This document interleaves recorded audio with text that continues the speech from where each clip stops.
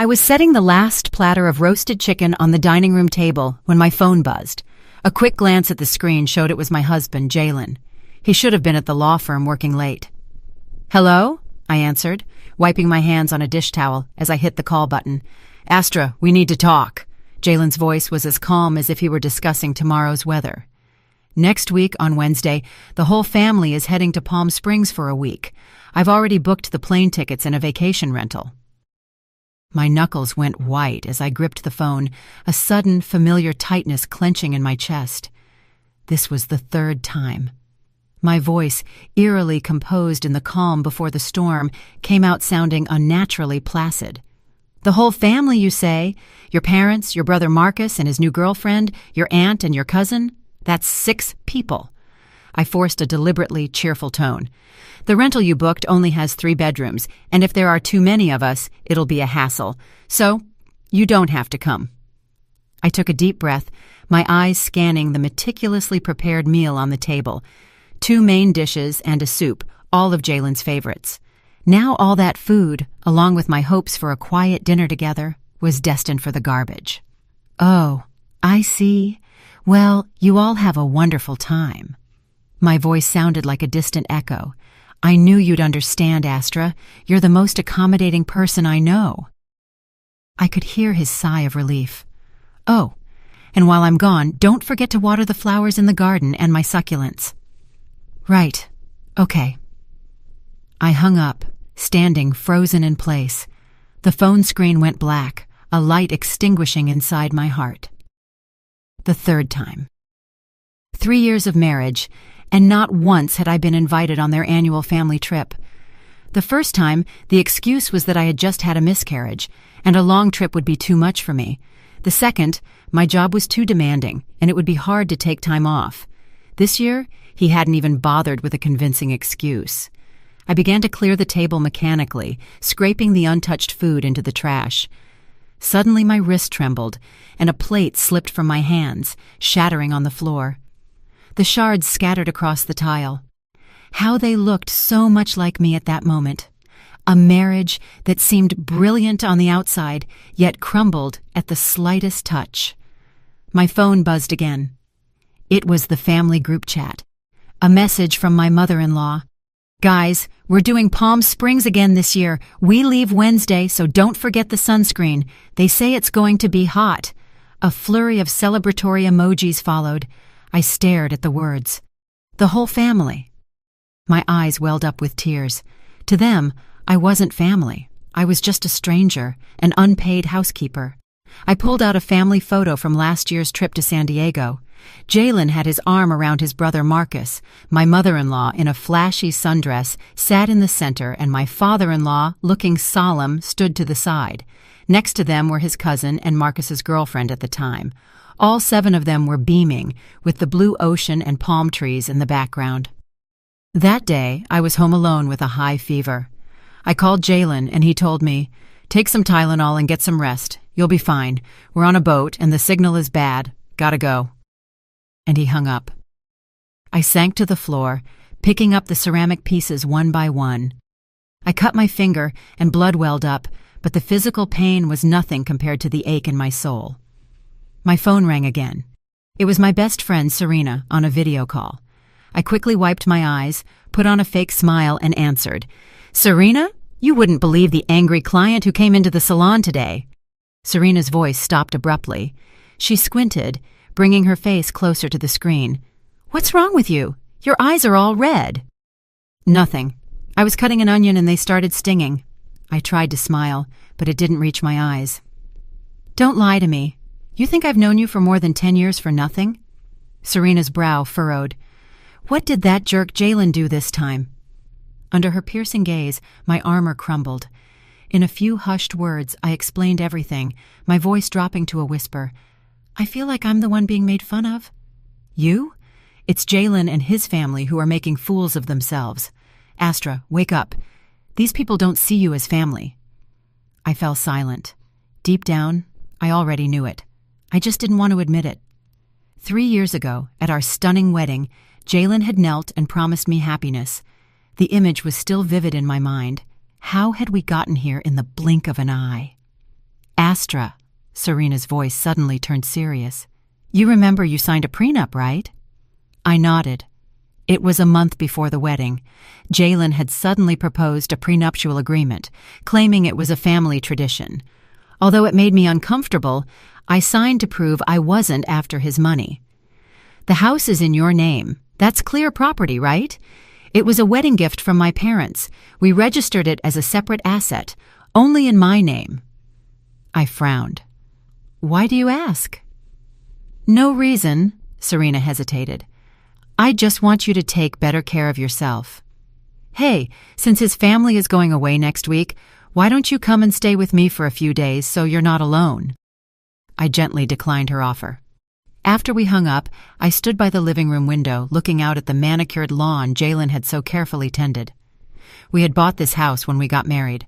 My parents paid the down payment, and I covered the renovation costs with the money I had saved over years of work. Jalen's family contributed a minimal amount, but they insisted his name be on the deed. The excuse was that a man needed to keep up appearances. The night wore on. I showered and got into bed like an automaton. Jalen wouldn't be home tonight either. He had to work late.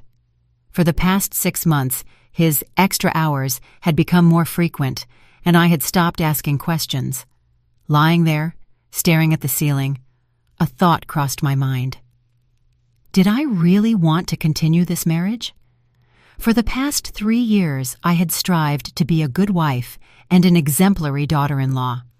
I cared for my husband meticulously and even put up with my brother-in-law's insolence. What had I received in return? The deliberate exclusion from the group chat, my husband's increasingly frequent absences, and an annual family trip I was always left out of. My phone lit up, a message from Jalen. Honey, you still awake? I'll be gone next week, so make sure to lock the door tight. Oh, and my mom wants you to buy her some gifts typical of Palm Springs. Buy some nice gift boxes tomorrow and get them ready for her. Reading the message, I started to laugh, laughing until I cried. That's it. This is really the end. How long do you plan to keep lying to yourself, Astra? I wiped my tears and sent a message to Serena. Are you free tomorrow? I need some legal advice. Now! The cold moon shone high in the sky. I knew some things were irreversible. The morning sun crept through the bedroom curtains. I opened my eyes, but the other side of the bed was still empty. Jalen, as expected, had not come home last night. It was the 7th time this month. I got up and opened the closet. My fingers brushed past countless dresses before stopping at an elegant pantsuit. I chose it on purpose today. Jalen always said dresses made me look like a model wife. I washed my face and looked at myself in the mirror. My 29-year-old face already showed profound exhaustion.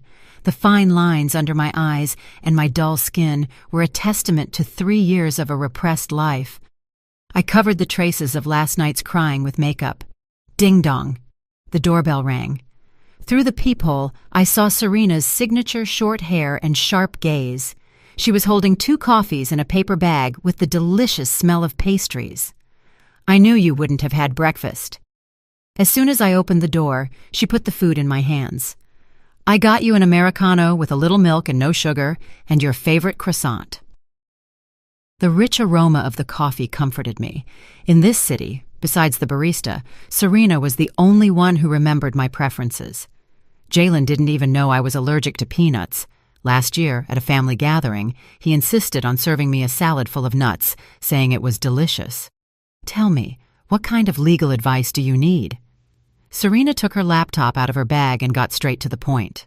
I stirred my coffee and began to speak, weighing each word. If I wanted to get a divorce, how could I protect my rights? Serena's eyes lit up. Finally, you've come to your senses.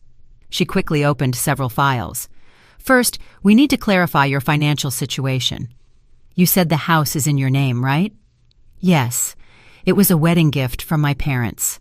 I registered it as my exclusive property. But after we got married, Jalen insisted on adding his name. For appearance's sake, he said. And I, being a softie, agreed. I forced a bitter smile. Serena's forehead wrinkled. When was that? About 6 months after the wedding. He asked me every day. He said his coworkers' wives had done it, and he was the only one who hadn't, and he was embarrassed at work. Serena's fingers flew across the keyboard.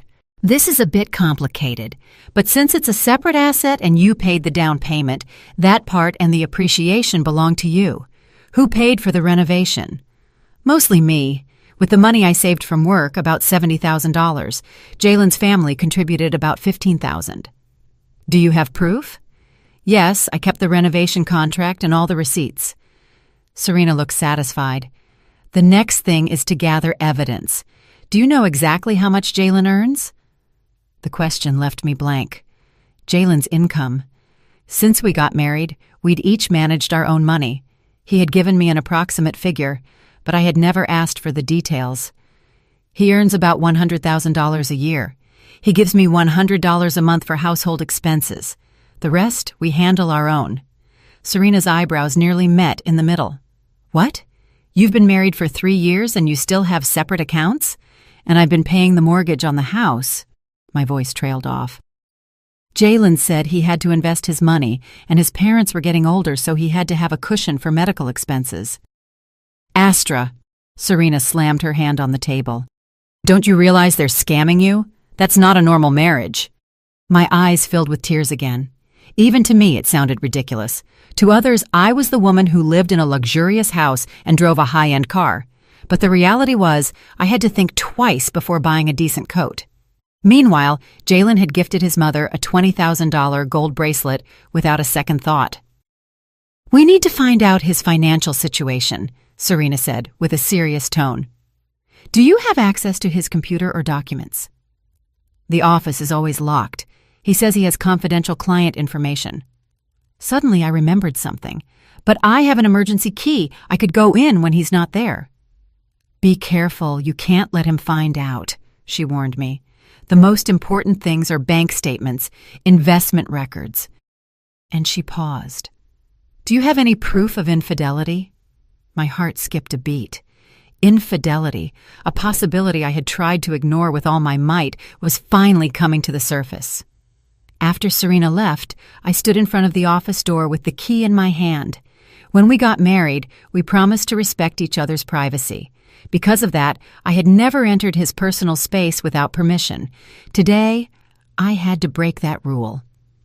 The sound of the key in the lock seemed unnaturally loud.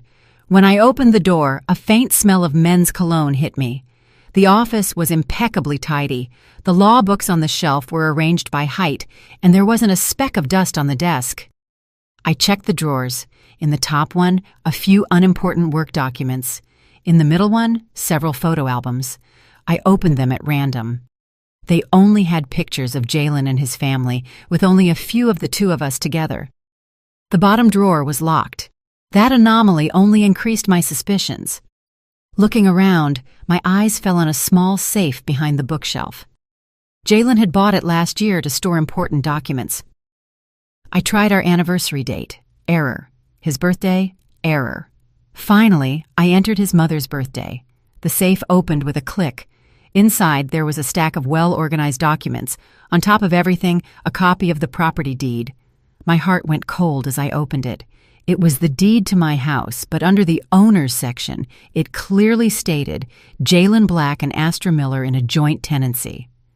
I remembered perfectly that in the beginning, it was only about adding his name with a minority share. I continued searching and found several bank statements. The balance in Jalen's account stunned me. It wasn't the $150,000 he had told me. It was nearly $1.5 million. Furthermore, every month there were regular transfers of between $3,000 and $15,000 to a Valerie. At the bottom was an elegant velvet jewelry case. I opened it with trembling hands. Inside, a diamond necklace I had never seen in my life. The receipt said Tiffany's. The price exceeded $25,000. The purchase date was my birthday last year, but my gift had been a simple bouquet of flowers. Under the case was another photo. Jalen was hugging a young woman by a resort pool. They were wearing matching swimsuits and smiling radiantly. On the back, in my husband's handwriting, was a note. To my love, Valerie, in Palm Springs, August 2023. That was the exact week he had claimed to be on a business trip. My world came crashing down. All his extra hours, the successive absences, the inexplicable expenses, everything made sense. The vibration of my phone almost made me drop the photo. It was Jalen. "Honey, I won't make it for dinner tonight. I have a work dinner." I stared at the message and then looked at his profile picture on the messaging app. He was sitting in a luxurious restaurant. Reflected in the wine glass was a hand with red-painted nails on the other side of the table. When I zoomed in on the image, the silhouettes of him and a long-haired woman could be seen in the window's reflection. In that moment, my mind became strangely clear. All my doubts and self-blame had found their answers. I wasn't paranoid or overly sensitive. I was just an idiot who was being cheated on. Calmly, I took pictures of all the evidence and sent them to Serena's encrypted email.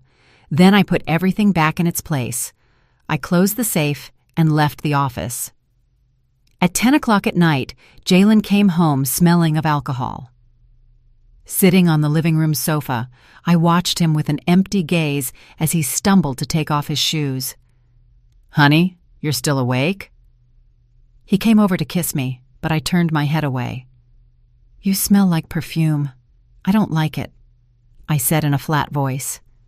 Jalen paused for a moment and then laughed. "It was for work, honey.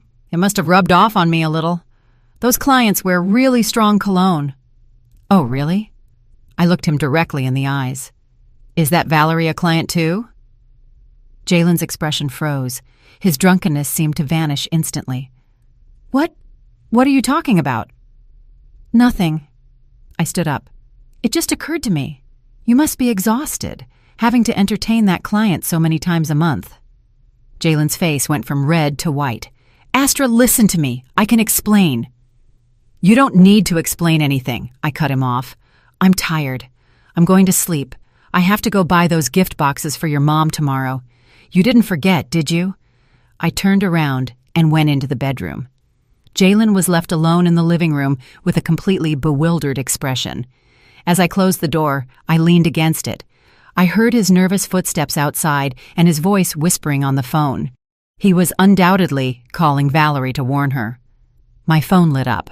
A message from Serena. "Evidence received. With this, he's done. Come to the office tomorrow and we'll talk in detail. And this time, listen to everything I say." I replied with an okay and deleted the conversation history. I lay in bed and stared at the ceiling. My mind was strangely calm. The old Astra would have spent the night crying, but the one now just felt like laughing. Jalen carefully opened the door and lay down next to me as if nothing had happened. In the darkness, I could hear him deliberately holding his breath, pretending to be asleep. "Jalen," I broke the silence suddenly. "What resort are you going to in Palm Springs?" His body tensed visibly. "Just a normal resort, one that the company has a deal with." "Oh, really?" I chuckled. "It's not the Oasis Club again, is it? They say the private villas with pools are super expensive." Jalen sat up with a start. "Have you been spying on me?" "Spying?" I turned to look at him. The moonlight illuminated his face, twisted by panic and anger. "Is there a need? You forgot to block me on Facebook, November of last year. Check in at the Oasis Club. By the way, the Tiffany's necklace in the picture was beautiful." Jalen's face contorted. "Astra, how dare you look at my phone?"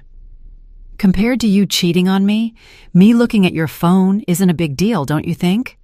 I got up and turned on the bedside lamp. 3 years of marriage with separate accounts.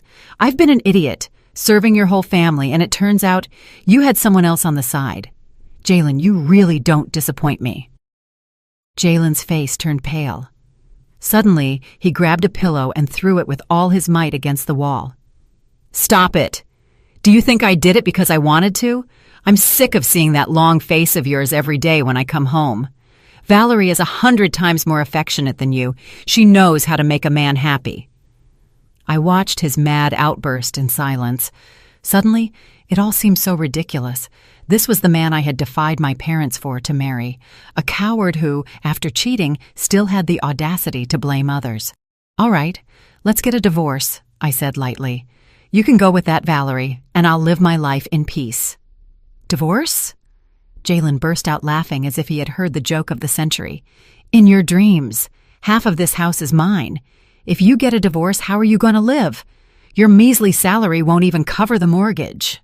So that was it. He had it all figured out. He was sure I would never dare to ask for a divorce. Seeing his smug face, I laughed. "Well, we'll see." Jalen hadn't expected that reaction and was left speechless. I lay back down, turned off the light, and turned my back on him. I could feel his gaze of bewilderment and anger fixed on my back in the darkness. "Astra," he finally said through clenched teeth, "don't you dare do anything stupid. I've had my eye on this house for a while. My brother Marcus is getting married, and he needs a place. So that was it. I closed my eyes, my nails digging into my palms. The whole family had planned this for a long time. They wanted to take from me, live in my house, and in the end, take it from me to give to my brother-in-law." Jalen started snoring. I didn't sleep a wink all night. At dawn, I got up quietly. I packed some essentials and important documents, and I left the house stealthily. The morning air was exceptionally fresh. I took a deep breath and called Serena. "Serena, I've decided. I'm going to get back everything that's mine." On the other end of the line, Serena's voice was full of determination. "That's the spirit. I'll be waiting for you at the office. The war has begun." I hung up and hailed a cab. In the rearview mirror, I watched the house where I had lived for 3 years get smaller and smaller. This time, I wasn't going to falter. Serena's office was on the 28th floor of a glass skyscraper in the downtown LA financial district. I sat in the meeting room. In front of me, Serena had printed out all the evidence. "The situation is worse than I thought," she said, adjusting her glasses. "According to these bank statements, over the last 2 years, Jalen has transferred a total of $330,000 to that Valerie person. This is a clear act of dissipation of marital assets." I nodded in silence. My fingers unconsciously traced those cold numbers. $330,000, the equivalent of several years of my salary, and he had given it so easily to another woman. But the most serious thing is this. Serena unfolded a stack of papers. "I checked Jalen's credit history. 3 months ago, he took out a loan for $800,000. The purpose? Home renovation. But you didn't have any recent renovation plans for your house, did you?" $800,000? I looked up in shock. "He didn't say a word to me." "He wasn't going to tell you," Serena scoffed. "That money, 1 week after it entered his account, was transferred to Valerie in 5 installments. I think that scumbag bought that woman a house." My voice trembled. "Do you really think so?" "It's very likely," Serena nodded. "But that's not the most urgent problem. Look at this." She opened a digital file. It contained a transcript of Jalen's and his brother Marcus's text messages. "I got this through a special channel," Serena explained. "It's difficult to use as direct evidence in a lawsuit, but it's enough for us to know what they were planning." "Bro, did you tell your wife about the mortgage on the house yet?" Marcus had asked. "Not yet. I was planning to tell her after the trip. She's been a little weird lately. I think she suspects something with Valerie. So what?" "We have to make a down payment for the condo my girlfriend and I saw next week." "Don't be in such a hurry. My name is on the deed to the house, too. Even if she objects, she can't do anything. If she gets difficult, I'll tell Mom to talk to her. She always listens to Mom." I stared at the screen, a rock crushing my chest. They had been planning to mortgage my house to buy my brother-in-law a condo for a long time. Legally, to get a mortgage on a jointly owned asset, the consent of just one of the owners is sometimes enough, Serena said seriously. "If they act first, you'll be in a very unfavorable situation." "Then what do I do?" I clenched my fists. "Do I have to stand by and do nothing?" "Of course not." A sharp light gleamed in Serena's eyes. "We have to beat them to it. Your parents paid the down payment, and you paid for most of the renovation. You have proof of everything. We can argue that Jalen is the main culprit in the breakdown of the marriage and request a new division of assets." I thought for a moment, and then something occurred to me. "Serena, What if I could prove that the joint tenancy deed was forged by Jalen? Serena's eyes lit up. You have proof? I'm not sure, but I remember perfectly that in the beginning it was a tenancy in common. Also, the notary stamp and the signature on the deed in the safe looked a little different. This could be our turning point, Serena exclaimed, hitting the table excitedly. If we prove the deed was falsified, not only would the mortgage be void, but Jalen could face criminal charges. We laid out a general plan. First, I had to secretly gather more evidence. Second, we had to quickly verify the authenticity of the deed. And finally, prepare the divorce petition. As I was leaving the office, Serena gave me a set of keys. It's a small apartment I have. It's empty now. Stay there for a while. Don't go back to the house. A cornered Jalen could do anything. I hugged her gratefully. As I exited the building, the sunlight was dazzling. My phone rang. It was a call from Jalen. I took a deep breath and answered. Astra, where have you been? Jalen's voice was filled with anger. My mom just called me. She said you still haven't sent her the gift boxes. She needs them for tomorrow. I almost laughed. After everything that had happened, his first reaction was to scold me for not having run an errand for his mother. I'm out. I have some things to take care of, I said calmly. The boxes have been ordered. They'll be delivered directly to your mom's house this afternoon. Jalen seemed bewildered. He hadn't expected me to be so cooperative. Oh, okay. Hey, about last night. Last night? I asked, feigning ignorance. You were very drunk. You kept talking nonsense. There was a silence of a few seconds on the other end of the line. Yeah, I was very drunk. I don't remember anything. Anyway, when are you coming home? I think I'll be late. Something urgent came up at work. Don't wait up. I made up an excuse and hung up. I went straight to the county recorder's office. With a copy of the original deed and my ID, I was able to successfully view the property's historical records. Indeed, it was clearly stated there. Tenancy in common, Astra Miller 70%, Jalen Black 30%. However, the current deed indicated a 50-50 joint tenancy. That meant Jalen had falsified the document somehow. I held back my euphoria, immediately took a picture, and sent it to Serena. Bingo! The jerk falsified the type of ownership. This time he's done for. Great, Serena replied instantly.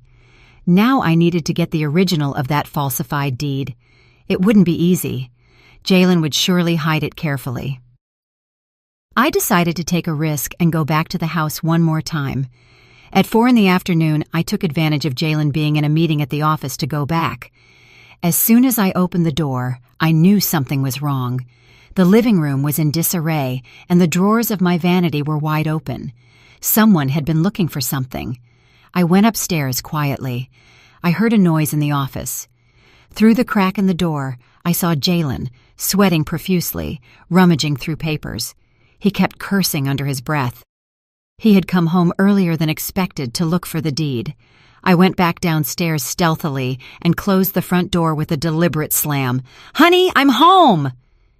From upstairs, there was a sound of surprise, followed by Jalen's voice, trying to sound calm. "Oh, hi, honey. I was in the office looking for some papers." I went up and opened the office door.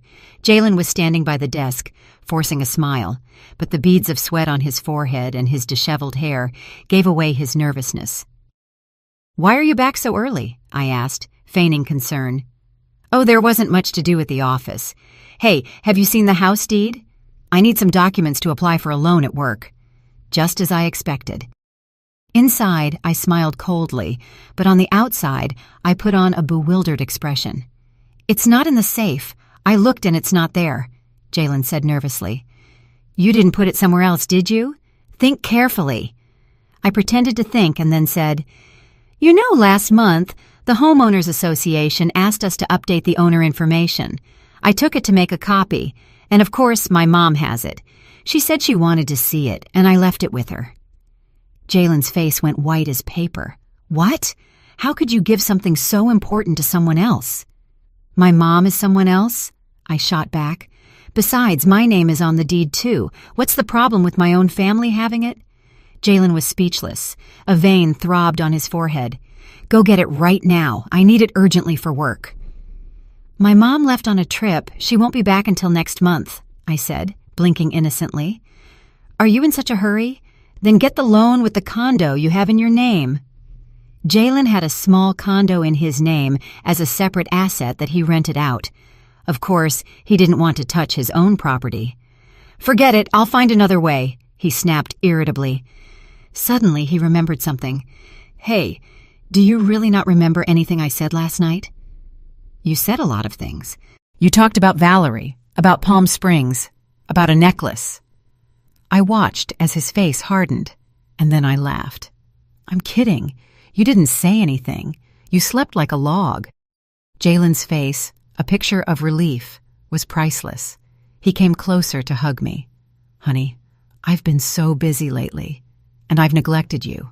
When I get back from the trip, we'll spend some time together, just the two of us. I skillfully evaded his arms. Hurry up and pack. You have an early flight tomorrow. Jalen awkwardly withdrew his arms and went upstairs. Watching his back, I knew I had to keep up the charade. The most important thing now was to calm him down and buy myself some time. After dinner, Jalen got a call and rushed out, probably to meet Valerie and plan their strategy. I immediately searched the office thoroughly. Finally, on the highest shelf, inside a thick criminal law manual, I found the forged deed. I quickly photographed it as evidence and put it back in its place. As I was about to leave, an envelope in the desk drawer caught my attention. When I opened it, to my surprise, I found a drafted mortgage loan agreement. The appraisal of the house was $1,200,000, the loan amount $800,000, and the purpose joint family investment. The most terrifying thing was that in the space for the borrower's signature, my signature had been forged very convincingly. It wasn't mine. Jalen had forged my signature.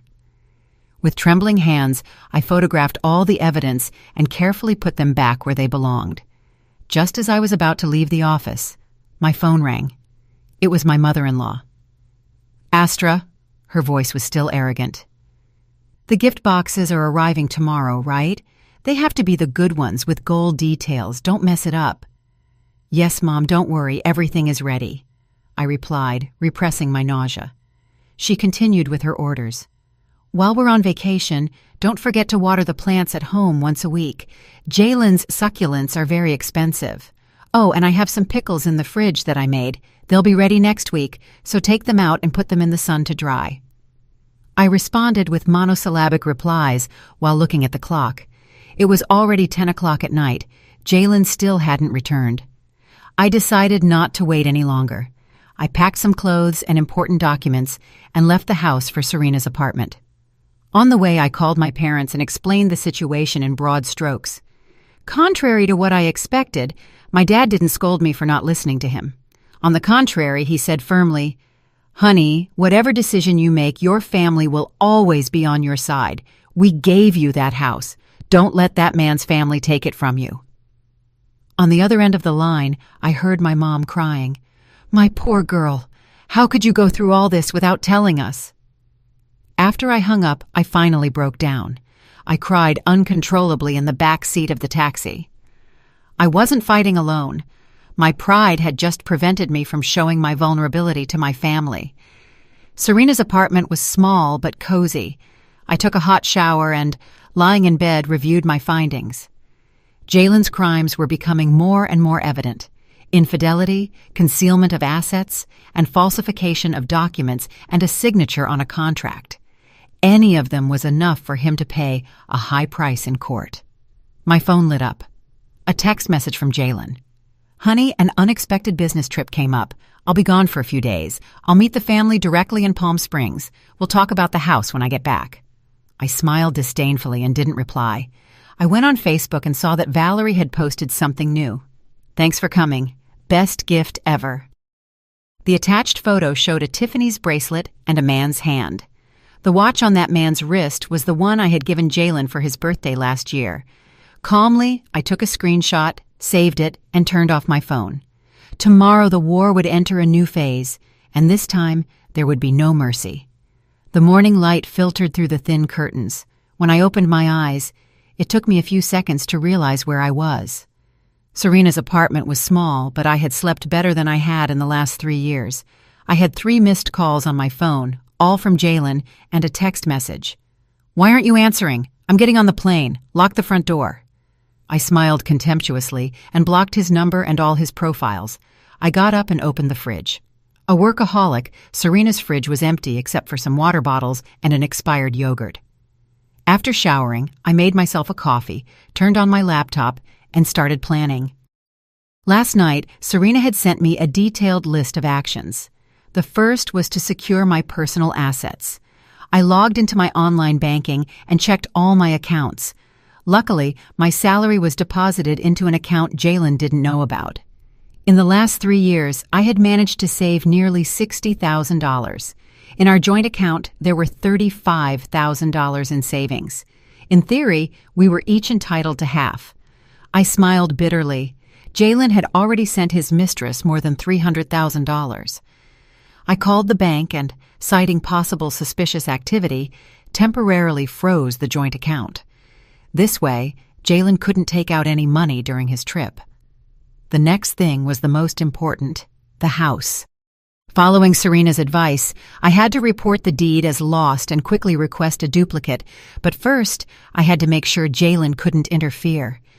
My phone rang. It was my dad. "Honey, I talked to my old friend, the lawyer Mr. Jameson. He has a lot of experience in real estate litigation. He says we have to sue Jalen for falsification of documents as soon as possible, and at the same time request an urgent restraining order." "Dad," a lump formed in my throat. "I'm sorry I didn't listen to you." "What nonsense is that?" My dad's voice was firm. "The important thing now is that you get back what's yours. Your mom and I are coming to LA this afternoon. We'll stay at a hotel. Whatever happens, we'll face it together." When I hung up, my eyes felt moist. My parents would always be my refuge, and for an insignificant man, I had distanced myself from them for 3 years. After getting ready, I went directly to the county recorder's office. With a copy of the original deed and my ID, I successfully completed the lost deed report. The clerk informed me that the new deed would take about 7 business days to be issued. If someone tries to mortgage the property with the reported deed, would it be valid? I asked cautiously. The clerk shook his head. Once the loss announcement is published, the previous deed loses its validity immediately. But if you're concerned about the security of your home, you can request a prohibition on disposition annotation. This way, no one will be able to make any transactions with that property for a while. That was exactly what I needed. I filled out the application immediately. In the reasons section, I clearly wrote, "Alleged falsification of documents by the co-owner." As I left the office, I sighed in relief. The house was safe for now. No matter how many banks Jalen went to with that falsified deed, he wouldn't get a single dollar. My phone rang, an unknown number.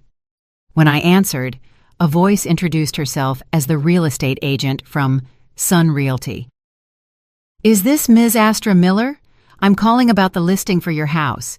We have a buyer willing to pay $1,150,000. When can we meet to negotiate?" I was stunned. "Excuse me? I haven't put my house up for sale." On the other end of the line, the agent also seemed bewildered. "But a Mr. Jalen Black came in yesterday with the deed and a photocopy of your ID saying you had both decided to put the house on the market." I felt my blood boil. Jalen, that scumbag, had gotten ahead of me.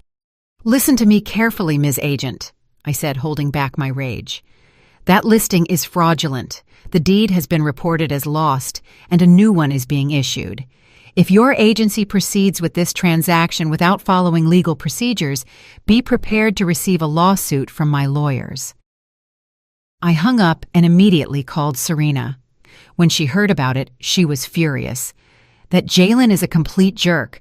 Astra, we have to move faster. What do I do now?" I asked. "He might have contacted other real estate agencies." "First, we need to notify all the major real estate agencies and banks that the house is in litigation.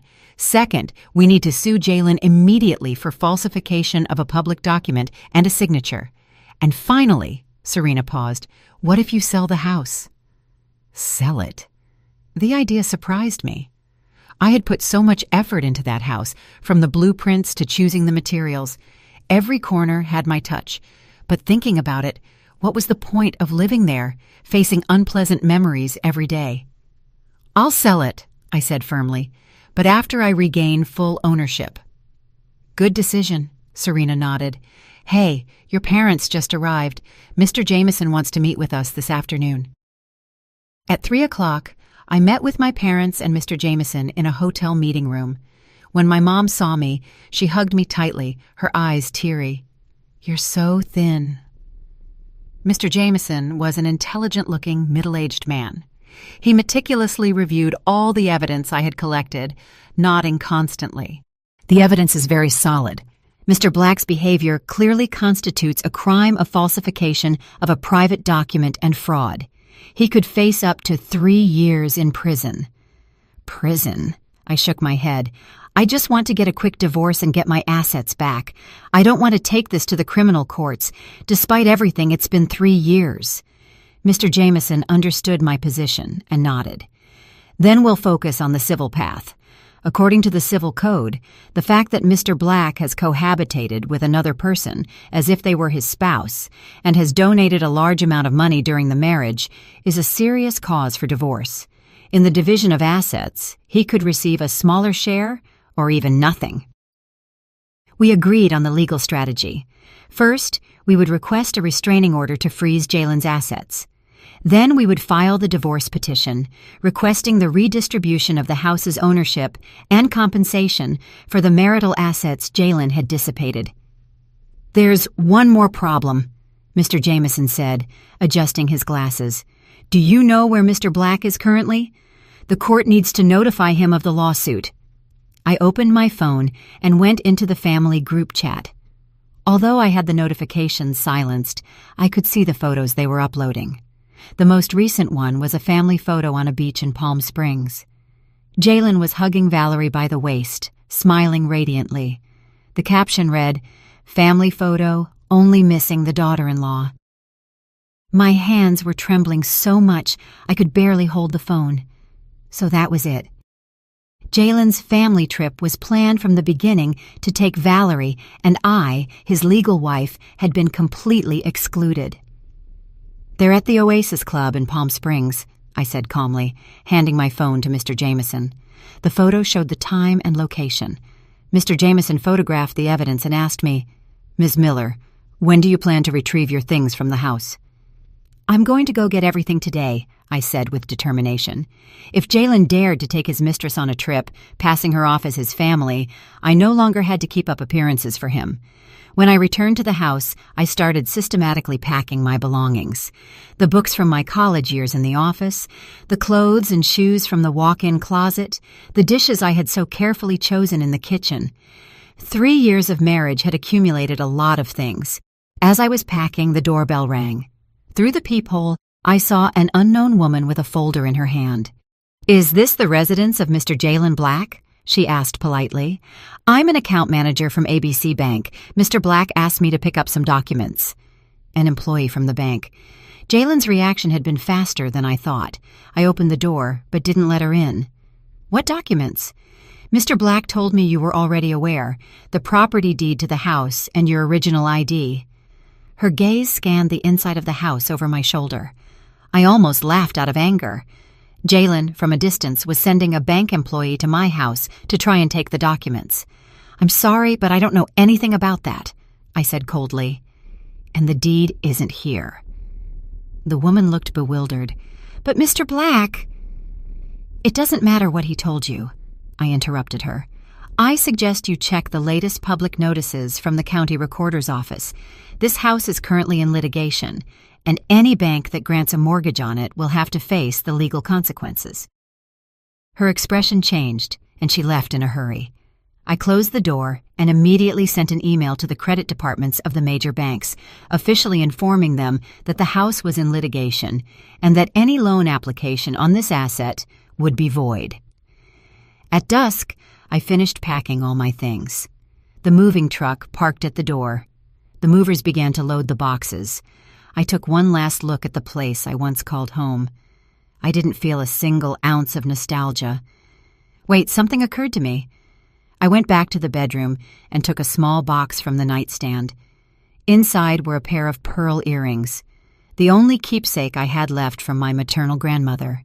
In 3 years, I hadn't worn them for fear of losing them. Now they were finally back with their rightful owner. I locked the front door with the key and handed it to the doorman of the community, informing him of my move. I asked him that any matters related to the house should be handled through my lawyer.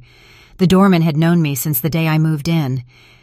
"Ms. Miller, has something happened?" he asked hesitantly. "From now on, please call me Astra," I corrected him with a smile. "Thank you for everything, sir." I drove to the hotel where my parents were staying. I felt lighter than I had in a long time. On the way, I received a text from Serena. "Restraining order granted. All bank accounts in Jalen's name have been frozen. We've also published the notice of the lost deed. It's now legally effective." I thanked her and called my parents. On the other end of the line was my old college roommate from London, now a senior executive at a multinational company. "Astra, it's been a while." Emma's voice sounded full of energy. "Hey, is that position you mentioned at the Singapore office still open?" I looked at the road ahead and asked in a firm voice, "I think I need a new beginning." A week later, I was sitting in Mr. Jameson's office, reviewing the newly drafted divorce petition.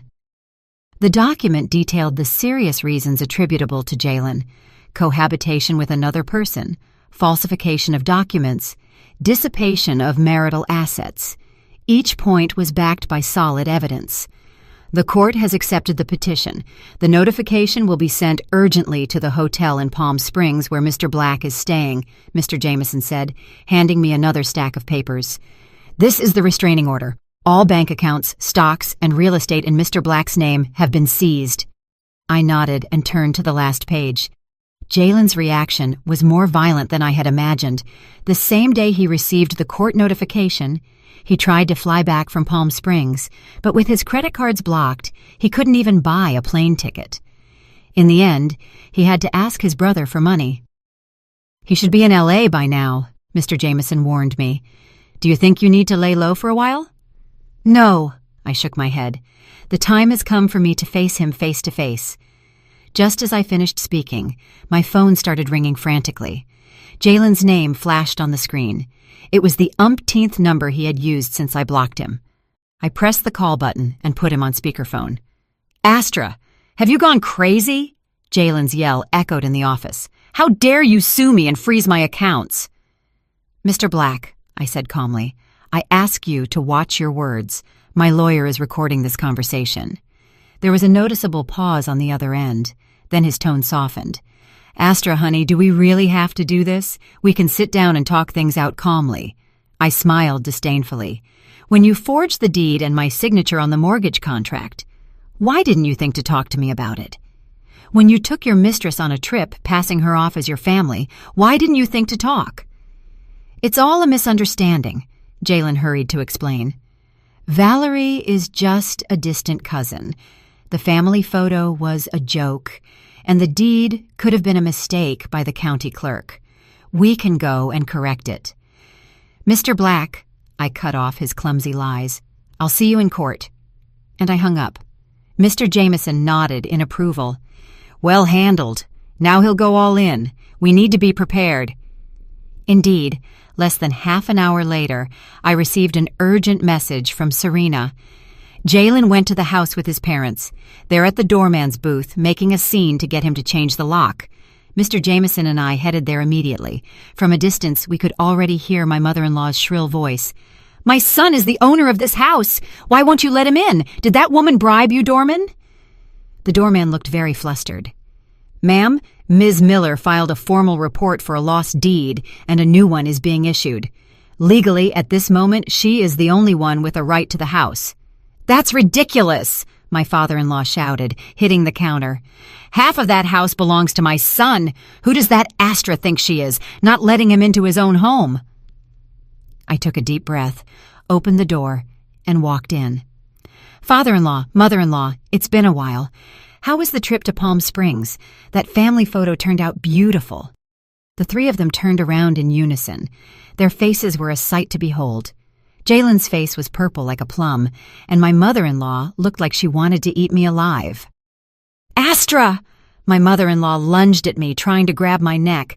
"How dare you, you ungrateful woman, treat my son this way?" Mr. Jameson stepped in, blocking her path. "Ma'am, I ask you to control yourself.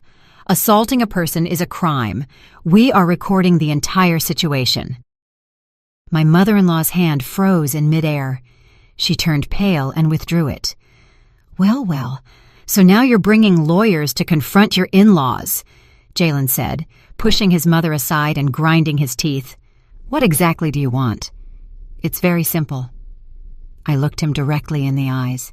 "To get a divorce and get back all the assets that belong to me." "Don't you dare dream of it!" Jalen yelled. "My name is on the deed too. Don't think you're going to keep it all." "Oh, really?" I pulled a folder from my bag. "This is the original registration. The house is a tenancy in common. My share is 70% and yours is 30%. It's clearly specified. The document you falsified is already a crime." Jalen's face turned white. "It's a lie!" "And that's not all," I continued to press. "You forged my signature on a mortgage contract and transferred $330,000 to your mistress. All of these are serious causes for divorce. According to the law, not only would you not be entitled to any part of the house, but you might have to pay me compensation." My mother-in-law couldn't take it anymore. "That's impossible. My son has been supporting you for years, and this is how you repay him? Biting the hand that feeds you? Supporting me?" I almost laughed. "Mother-in-law, for 3 years we've had separate accounts. The mortgage on the house, the electricity, the water, the HOA fees, I paid for all of it myself. Your son gave me $100 a month for expenses, an amount that didn't even cover his own food." My mother-in-law was speechless. My father-in-law looked at me with narrowed eyes. "Astra, we're family. There's no need to go to these extremes. Jalen made a mistake, but you haven't done things right either. A man can make a small mistake once in a while." "A small mistake?" I interrupted him. "Falsifying documents is a small mistake? Dissipating assets is a small mistake? Taking your mistress on a trip, passing her off as your wife, is a small mistake?" Jalen suddenly lunged forward, trying to snatch the folder from me, but Mr. Jameson stopped him. He looked like a cornered beast. "Astra, don't pressure me. I know a lot of people. I can make it so you can't find a job in all of L.A." "Threatening the opposing party," Mr. Jameson said calmly, pressing the record button on his phone. "Mr. Black, this recording will be very damaging evidence against you." Jalen finally realized the gravity of the situation. His attitude changed 180 degrees. "Astra, honey, I'm so sorry. I was wrong, truly. Give me one more chance. I'll leave Valerie. From now on, I'll do whatever you say." Seeing him cry only filled me with disgust. There was a time when that same expression of helplessness would soften my heart, and I would forgive his betrayals and lies again and again. "It's too late, Jalen," I said calmly. "I've given you too many chances. Now I just want to end this marriage as soon as possible." "In your dreams!" he suddenly yelled. "I'll drag this lawsuit out as long as I can. Let's see who gives up first. 3 years? 5 years?" "That's not up to you to decide," Mr. Jameson said, holding out another folder. "This is the evidence Ms. Miller has collected about your cohabitation with Ms. Valerie. It includes bank transfers, intimate photos, and conversations. If this is presented to the court, not only will the divorce process be accelerated, but you may also have to pay compensation for emotional distress." Jalen collapsed into a chair like a deflated balloon. My mother-in-law tried to say something more, but my father-in-law stopped her. Both of them, finally, realized that their precious son had hit a concrete wall. "I'll give you 3 days," I said, standing up. "If you agree to a mutual divorce, the house is mine, and the rest of the assets will be divided according to the law. If you want to continue with the lawsuit, we'll see each other in court, but be prepared to face all the legal consequences." As I left the doorman's booth, I sighed in relief. The sun warmed my face. My phone rang. An email from Emma. The attached file was a job offer for the position of marketing director at the Singapore office. The salary was 3 times what I was currently making. "Have you made a decision yet?" Mr. Jameson asked. I nodded. "As soon as I sort things out here, I'm going to Singapore to start a new life." "That's a smart decision," Mr. Jameson smiled. "But Jalen won't give up easily. Next time, he might resort to even lower tactics." "I'll be ready for him," I said, looking at the house in the distance. It was once my home, but now it was nothing more than a cold building. This time, I wasn't going to back down. 3 days later, Jalen, as expected, didn't sign the papers. Instead, he launched a smear campaign. First, his relatives called me one after another to convince me to stay. Then he posted a tearful message on Facebook, insinuating that I had left him for a richer, more successful man. Finally, he showed up at my company and filed a complaint with HR, accusing me of immoral conduct. Luckily, I was prepared. When HR called me, I presented my letter of resignation and the job offer from the Singapore company. At the same time, Serena helped me publish a statement on several news portals, clarifying the truth and attaching some of the evidence of Jalen's infidelity and falsification of documents. Public opinion turned instantly. Jalen's social media pages were flooded with comments from indignant internet users. The location of Valerie's workplace was even leaked. They became the talk of the town. The most surprising thing was that a particularly motivated internet user discovered that Valerie was dating 3 men at the same time. Jalen became the laughingstock of the entire country. "This time he's really done for," Serena said with satisfaction. But we underestimated Jalen's audacity. One rainy night, he broke into the house where I was finishing up packing my things with his brother Marcus. He threatened to kill me if I didn't drop the lawsuit. "Astra!" Jalen reeked of alcohol, and his eyes were bloodshot. "You've ruined my life, so I'm going to ruin yours." Marcus raised his phone and started recording. "Sister-in-law, you'd better drop the lawsuit. If not, this video of your reconciliation with my brother will go viral tomorrow." I understood their plan instantly. They wanted to fake a forced reconciliation, maybe even assault me. My heart was pounding, but I kept my composure. "Jalen, do you know this is a crime?" "A crime?" Jalen scoffed. "What crime can there be between a husband and a wife? I'll tell you what, after tonight, whether you drop the lawsuit or not, you're finished." The moment he lunged at me, I pressed the panic button I had in my pocket. A piercing alarm sounded, and at the same time, 2 of my former coworkers, who were on guard in the next house over, broke down the door and pinned the Black brothers to the floor. "The police are on their way," I said, looking coldly at Jalen, who was immobilized on the ground. "This time, with trespassing and attempted assault. You'll be in jail for a long time." Jalen's face turned ashen, and Marcus started to cry and plead. "Astra, it was my brother's idea. Please, forgive us." In the distance, the police siren was getting closer. I knew the charade was finally over. Jalen's last and most desperate attempt had given me the opportunity to get rid of him forever. As the police were putting the handcuffs on him, he suddenly turned to me and asked, "Astra, did you ever love me?" I was silent for a moment and then answered sincerely, "Yes, but now I feel nothing but contempt." The police car drove away, and the rain stopped. I stood at the door of the house, looking at the place filled with so many memories. I felt strangely at peace. Tomorrow, I would officially put the house up for sale.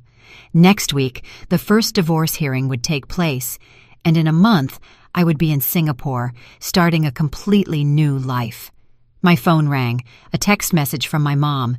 "Honey, I made your favorite stew. Come have dinner." I smiled and replied, "Of course, Mom, I'm on my way."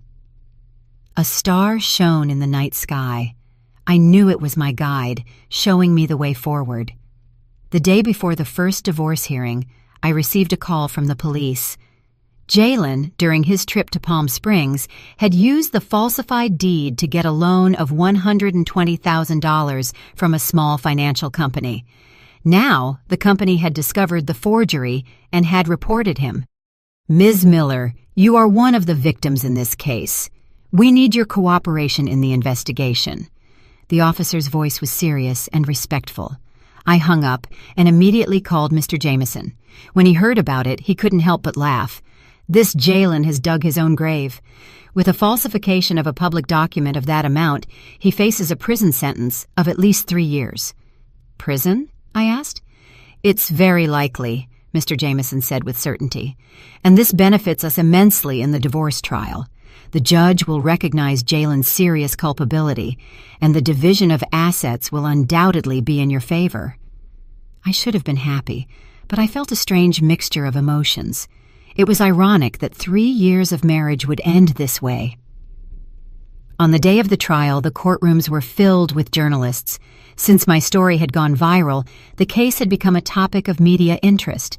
Someone had even created the hashtag #StandStrongAstra. Jalen arrived late, accompanied by his parents and his lawyer. In just 2 weeks, he seemed to have aged 10 years. His eyes were sunken, and his face was ashen. When he saw me, a flash of resentment crossed his gaze, but it was quickly replaced by fear. He knew he was facing not only divorce, but also criminal charges. The trial was surprisingly quick. Jalen's lawyer tried to argue that the money transfers were simply gifts between friends and that Valerie was a distant cousin. But when the judge saw the intimate photos and explicit conversations, even the lawyer was speechless. Regarding the falsification of the deed and the signature on the mortgage contract, Jalen's defense had nothing to say. When the judge asked Jalen why he had done it, his answer stunned the entire room. My brother was getting married, and his fiancé's family wasn't contributing anything. I just wanted to help my family a little. And for that you falsified documents, a signature, and dissipated marital assets? The judge asked severely. Were you aware of the legal consequences of your actions? Jalen lowered his head and said nothing.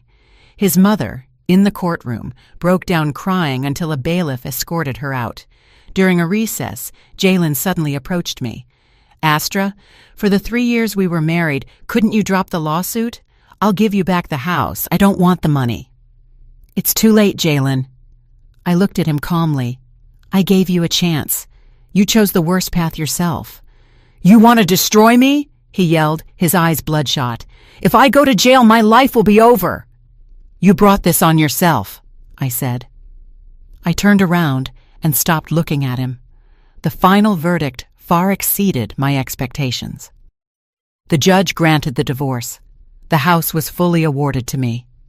Jalen was ordered to return the $330,000 transferred to Valerie. 70% of the savings in Jalen's name were awarded to me as compensation for damages. In addition, Jalen had to pay my legal fees and court costs. As the judge read the verdict, Jalen's face turned ashen, and his mother in the courtroom fainted. The journalists' cameras flashed nonstop. In a shower of flashes, the miserable sight of the Black family was immortalized forever. As I left the courthouse, the sunlight was dazzling. Mr. Jameson patted me on the shoulder. Congratulations, Ms. Miller. Justice has been served. Thank you, Counselor, I said sincerely. Without your help, I couldn't have won so overwhelmingly. What are your plans now?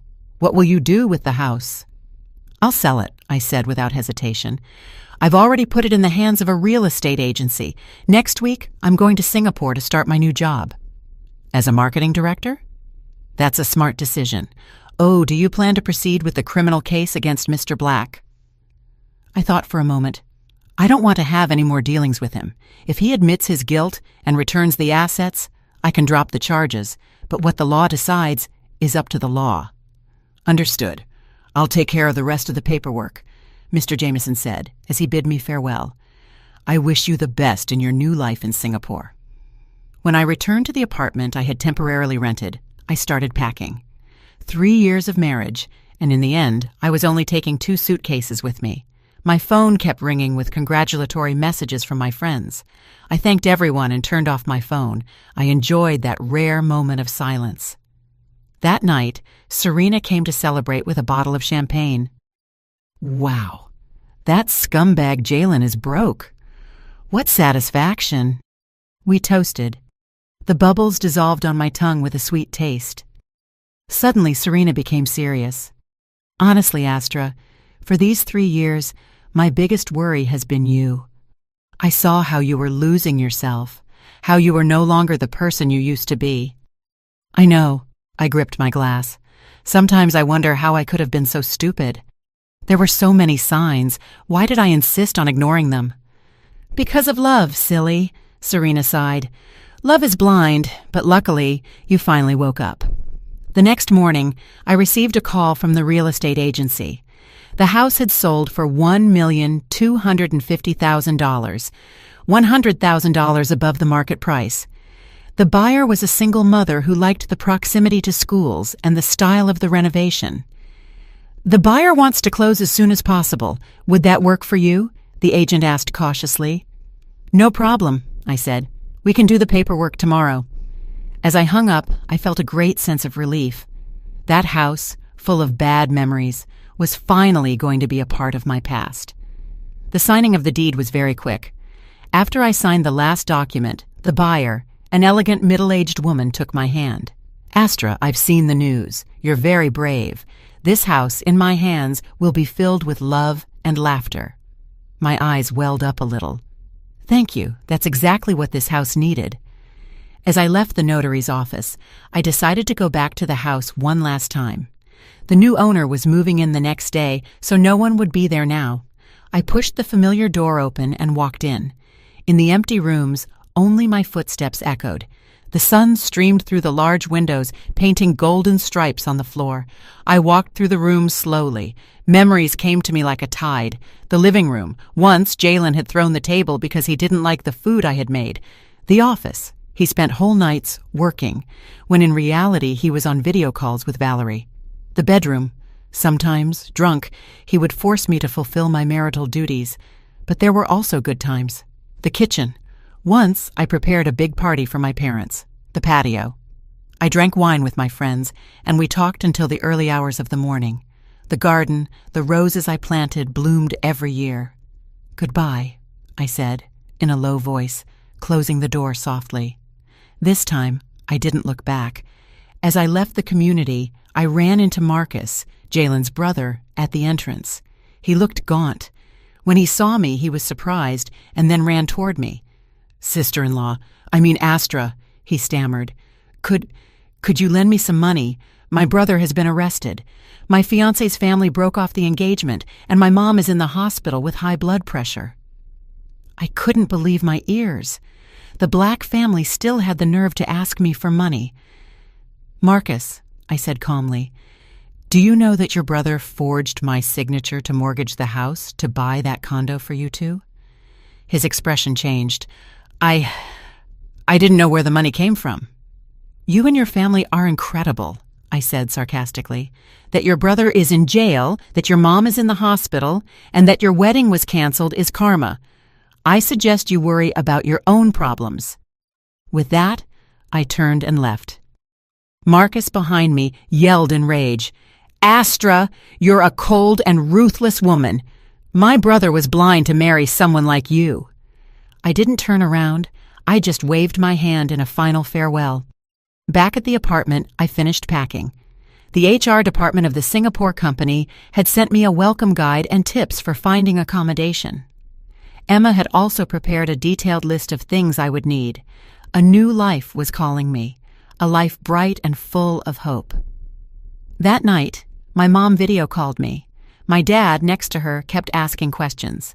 They insisted on accompanying me to Singapore, but I refused. Mom, Dad, I'm not a child anymore, I said, laughing. Besides, Singapore is an incredible country. You don't have to worry about a thing. You'll always be our little girl, my mom said, wiping away a tear. You're going so far away. Please take good care of yourself. I will, I reassured her. And these days, with how easy it is to travel, you can come and visit me whenever you want. I hung up and stood by the window, looking out at the city where I had lived for almost 10 years. Under the neon lights, how many stories of love and heartbreak were unfolding? Mine was just one more. My phone rang again. It was Serena. Astra, I just got a call from the courthouse. That scumbag Jalen confessed. The prosecutor is asking for 3 years for him. His lawyer told me he wants to see you one last time." "No," I said firmly. "I have nothing else to talk to him about."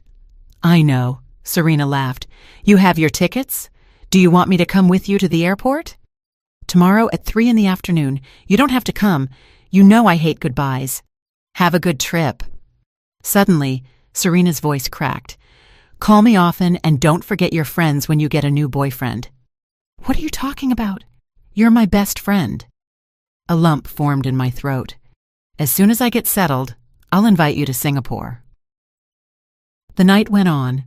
I finished packing the last suitcase. I turned off the light and lay in bed. Tomorrow at this time, I would be 30,000 feet high, flying toward a completely new life. I closed my eyes, and the memories of the last 3 years passed before me like a slow-motion movie. Pain, betrayal, struggle, awakening. In the end, it all had become the force that propelled me to grow. I remembered a quote I had read somewhere. "There are paths you must walk alone, tears you must wipe yourself, and pains you must endure in solitude. But when you overcome all that, you will find a better version of yourself." Tomorrow, the sun would rise again, and I would no longer be the Astra who put up with humiliation. Changi Airport, Singapore, a bustling hive of people. I pushed my luggage cart, and as I walked out, I saw Emma holding a sign with my name on it. We hadn't seen each other in 3 years. She had short hair and an elegant business suit. She looked even more determined than in our UK days. "Astra!" She ran to hug me enthusiastically. "Welcome to your new life." Emma helped me settle into an apartment near the office and invited me to try authentic bak kut teh. At the table, she cautiously asked about my divorce. I summarized it for her briefly. "What a jerk! He should rot in jail." I smiled and shook my head. What's in the past is in the past. Now, I just want to look forward. The new job was a challenge, but very stimulating. As the marketing director for the Asia-Pacific region, I was responsible for brand promotion in several countries. The busy routine didn't leave me time to think about the past. Every day was full and meaningful. A month later, I received an email from Mr. Jameson.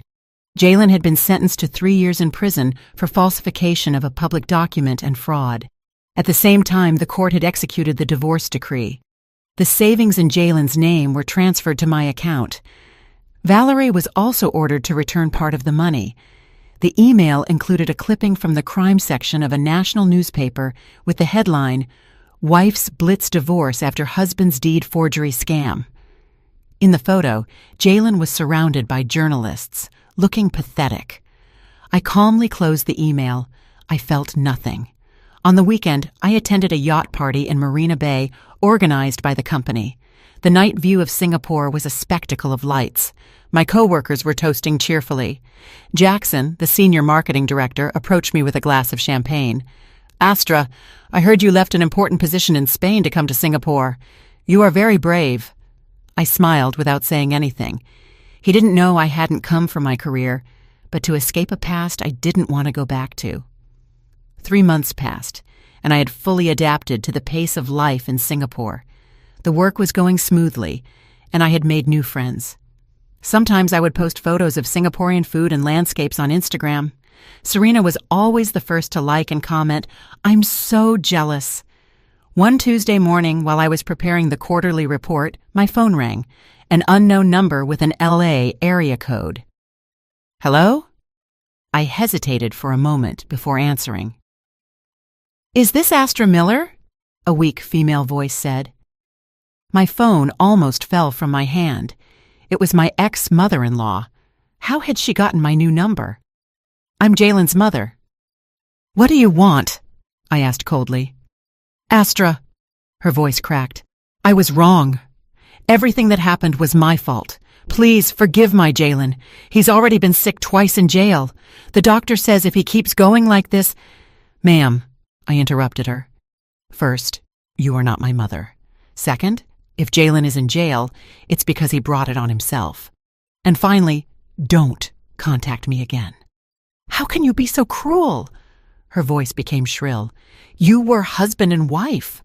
How can you stand by and do nothing while he's dying in jail?" If he's really sick, the prison has its own medical services, I said calmly, and my lawyer will send you a formal notice for harassment. I hung up and immediately called Mr. Jameson. He was also surprised that my ex-mother-in-law had gotten my number and promised to investigate the source and take legal action. This incident was like a small stone thrown into a calm lake. It created some ripples, and then everything returned to tranquility. 2 weeks later, I received a message from an unknown person on LinkedIn. Dear Astra Miller, I'm Iris Jones, head of HR for the X Group. I've heard you've been very successful in Singapore. I've taken the liberty of contacting you. We are currently looking for a marketing director with international experience. I was wondering if you'd be interested in coming back to the U.S. to continue your career. The X Group was a giant in the industry in the U.S. The position of marketing director had always been my goal. But to go back? I wasn't ready to face that place full of painful memories. I replied courteously, I am very satisfied with my current job and have no plans to change in the short term. Iris responded quickly. I understand, but it's a unique opportunity. A salary of $250,000 annually, stock options, and reporting directly to the CEO. If you change your mind, don't hesitate to contact me. $250,000, double my current salary. I stared at the message for a long time. In the end, I didn't delete it. Time flew, and I had been in Singapore for 6 months. During that time, my team managed to close 2 major contracts. The CEO publicly congratulated me at the annual meeting. Emma, saying I was the fastest adapting foreign employee, even encouraged me to apply for permanent residency. But the offer to return to the U.S. kept nagging at me. It wasn't about the position itself, but because I suddenly realized I was running away. Running away from the place where Jalen was, where the painful memories were. Running away from the weak person I had been in the past. One weekend, I went to Sentosa Island by myself.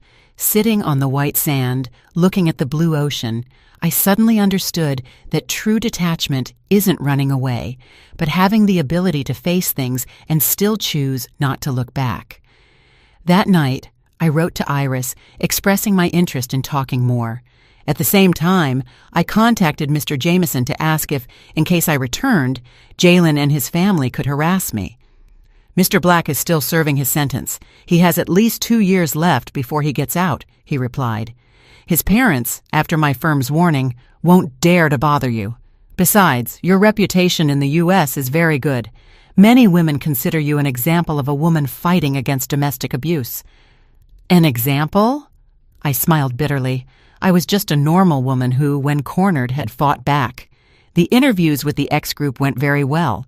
After a video interview, they even offered to arrange an in-person meeting in Singapore. The president of the Asia-Pacific region had dinner with me and explained the company's expansion plans in detail. Ms. Miller, we are deeply impressed with your background, the president said sincerely. Not just for your professional ability, but for the strength and courage you have shown. Those are the fundamental values of our company culture. So, after 8 months in Singapore, I decided to return. Emma, although saddened, understood my choice. Follow your heart. Singapore will always be here for you. The resignation process was quick. The CEO tried to keep me, offering me a 30% raise, but I refused. It wasn't about the money. I needed to complete my own ritual of redemption, to return to the place that had hurt me, and with my head held high, start a new life. A week before I returned, I received a message from Serena with some juicy news. Valerie cheated on your ex-husband. She went to a halfway house and got together with another inmate's family member. They teamed up and fleeced Jalen out of what little he had left and then fled. I should have felt satisfied, but I felt a strange melancholy. Jalen, who had calculated so much, had ultimately been betrayed by everyone. Was that karma? The plane landed at Los Angeles International Airport. It was October, in the middle of fall. Through the window, I saw the blue sky and yellow leaves. It was a breathtaking beauty. While waiting for my luggage, my phone buzzed. A welcome message from Iris. At the end, she added a sentence. Oh, there's a welcome party at the company tomorrow night. The The CEO wants to take the opportunity to introduce you to the team. Will you be available?" I replied in the affirmative and took a deep breath. I pushed my cart and walked out the arrivals gate. The sun, filtering through the glass dome, warmed my face. "Astra, welcome home," I told myself. The welcome party for the X Group was held in a restaurant on the 80th floor of a skyscraper in downtown LA. I chose a dark red pantsuit, professional, but not without a touch of celebration. "Director Miller, I've heard a lot about you." The CEO, Mr. Johnson, was a kind man in his 50s. He shook my hand with just the right amount of firmness. "Your case was a case study in my MBA class." I smiled and thanked him, a little surprised inside. My divorce, a case study in a business school? As the party began, I understood why. Mr. Johnson's wife, an elegant and intellectual woman, approached me. "Astra, I'm Eleanor Thompson, a law professor at UCLA. I also direct the Center for Women's Rights Studies. Your case is a perfect example of how an educated woman can use the law as a weapon to protect herself." "I'm flattered, but I think you're exaggerating," I said, a little overwhelmed. At the time, I just reacted instinctively when I was cornered. "Precisely that instinct is what deserves to be studied." The professor's eyes sparkled with intelligence. "Too many women in similar situations choose to endure, but you demonstrated with your actions that the law is an effective weapon to protect our rights." Midway through the party, a middle-aged man in a suit approached me and introduced himself. "Director Miller, a pleasure. I'm the group's legal advisor. I've heard wonderful things about you." As we exchanged a few words, a young woman timidly joined us. "Excuse me, are you Director Astra Miller?" She introduced herself as an intern in the marketing department and told me that my story had given her the courage to leave a toxic relationship. "Seeing you now gives me the faith to believe that I can also start over." Her eyes were filled with tears. In that moment, I suddenly felt that my story could have a real meaning. It wasn't just my personal story, but that of many women who suffered in unhappy marriages. At the end of the party, Mr. Johnson arranged for a car to take me to the hotel. In the car, he handed me a folder. "Director, this is the invitation for the Forward to Europe Business Forum next month. The group has decided that you will represent us and give the opening speech." I opened it. It was the most important forum in the industry. Normally, only executives at the vice president level and above attended. "I don't think I have enough experience." "Don't be modest," Mr. Johnson laughed. "Your results at the Singapore office are undeniable.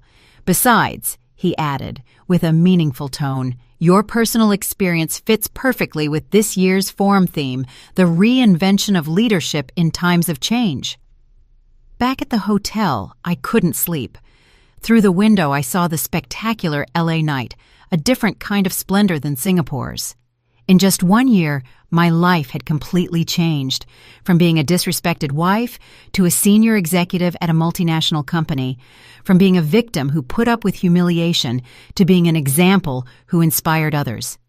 My phone buzzed. A message from Serena. "How's it going? First day back and you're already adapted? Let's get together tomorrow." I replied with a smiling emoji. "Of course. I have 1,000 things to tell you." The next day, I met Serena for lunch at a quiet cafe. As soon as she saw me, she hugged me tightly. "Wow, Director, that charisma is noticeable from 100 feet away."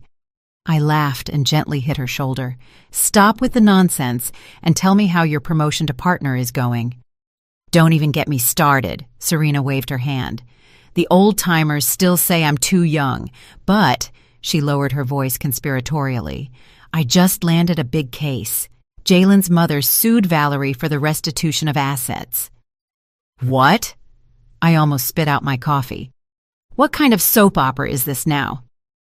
It turned out that my ex-mother-in-law was claiming that Valerie had scammed Jalen and was demanding the return of a total of $500,000 in donations. Valerie, on her part, was claiming that it was compensation for her lost youth. The two women put on a show in court, the mother-in-law calling Valerie a tramp, and Valerie replying that she hadn't known how to raise her son. The judge was completely shocked, Serena recounted. amused. I shook my head. I didn't want to know any more about that farce. Jalen and his disastrous life no longer had anything to do with me. "Oh," Serena said, suddenly becoming serious. "I have something important to tell you. Jalen might get out of jail 6 months early for good behavior. He could be out next month." She looked at me with concern. "Will it affect your decision to come back and thrive here?" I thought for a moment and shook my head. "No, LA is very big. It's not easy for us to run into each other. Besides, the Astra of now is no longer the one who lets herself be walked all over." "That's the Astra I know." Serena raised her glass. "To your new life." The following days were a whirlwind. I officially took control of the marketing team and began to build my own team.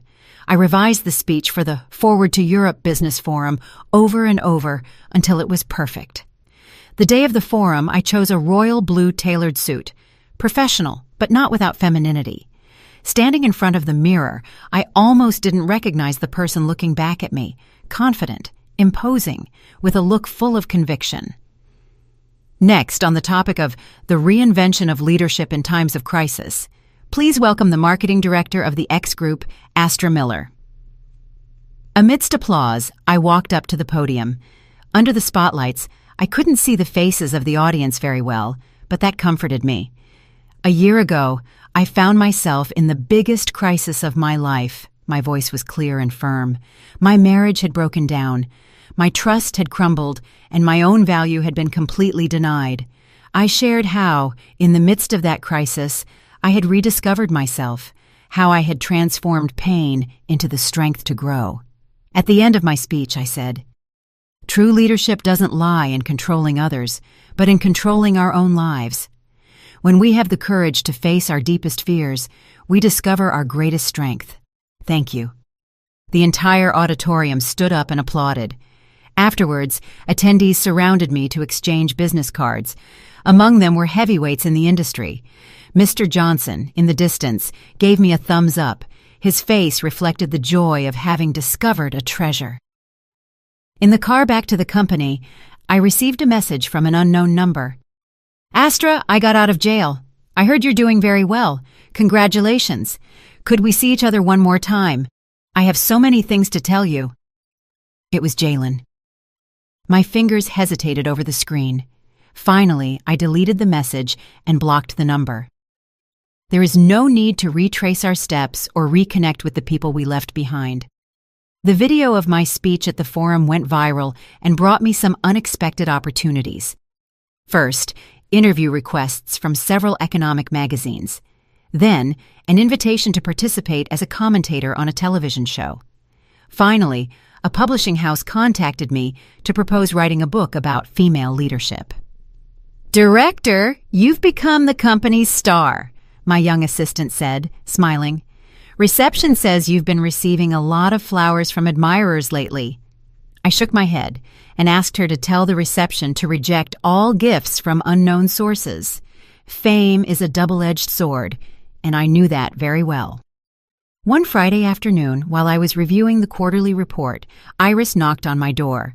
"Director, next month is International Women's Day. The Federation of Women in Business has invited you as a representative of successful women to give a speech at a high-level forum. The CEO has already given his approval. Take a look." I received an invitation with golden borders. It clearly read, "The Growth and Empowerment of Women in the New Era." On the list of invited speakers were famous businesswomen, academics, and artists. My name was among them. "Don't you think this is too much for me?" I said, a little worried. "Don't be modest." Iris patted me on the shoulder. "Director, do you know what they call you online? The comeback queen, the modern Joan of Arc. Your story has inspired countless women." That night, I video called my parents to give them the good news. My mom was so emotional, she kept crying, and my dad proudly said he would tell the whole family to watch the live broadcast. "Astra," my mom suddenly said, lowering her voice, "that Jalen fellow came to the house a few days ago." My smile froze. "What did he want?" "He said he came to apologize," my dad continued. "The truth is he looks very gaunt and much more polite. He said he knew he was wrong, that he didn't expect you to forgive him, but that he would like to have the opportunity to make it up to you. Mom, Dad, you didn't give him my number, did you? Of course not, my mom hurried to say. Your dad almost chased him out with a broom. I sighed in relief and asked them to please not receive him again. I hung up and stood by the window, looking at the lights of L.A. The appearance of Jalen had been like a small stone thrown into the calm of my heart, but the ripples quickly dissipated. The Women's Day Forum was held with great fanfare at the Los Angeles Convention Center. I prepared a speech titled, "The Path of Personal Reinvention for Women, from the Home to the Professional World." I shared how I had left a toxic relationship and reclaimed my own worth. When we give others the right to define us, we lose our most precious freedom, and true empowerment begins with reclaiming that right.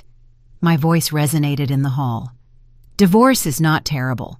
What's terrible is not having the ability to divorce. Being single is not terrible. What's terrible is not having the ability to live alone. The audience erupted in thunderous applause. I saw many women with teary eyes, including my mom. She and my dad had come to L.A. especially to attend the forum. Afterward, a white-haired woman, accompanied by an assistant, approached me. I recognized her as a famous businesswoman. "Astra, what a great speech." She took my hand affectionately. "Sincere stories always have the greatest power. I hope you continue to raise your voice for women." Emotionally, I didn't know what to say. I just nodded. The photographer's flashes went off non-stop, immortalizing the moment. That night, the photo was on the front page of the major business newspapers. At the reception after the forum, I received countless business cards and collaboration proposals. I was a little tired of greeting so many people when a familiar figure appeared at the ballroom door. It was Jalen. He was wearing a suit that didn't fit him well and holding a bouquet of flowers, trying to sneak into the event. Security stopped him, and a scuffle ensued. I hesitated for a moment and then walked over. "Astra?" Jalen's eyes lit up when he saw me. "I just wanted to congratulate you in person. You look stunning." He had lost a lot of weight and had deep dark circles under his eyes. There was nothing left of his former poise. The bouquet of flowers he was carrying was cheap and looked pathetic.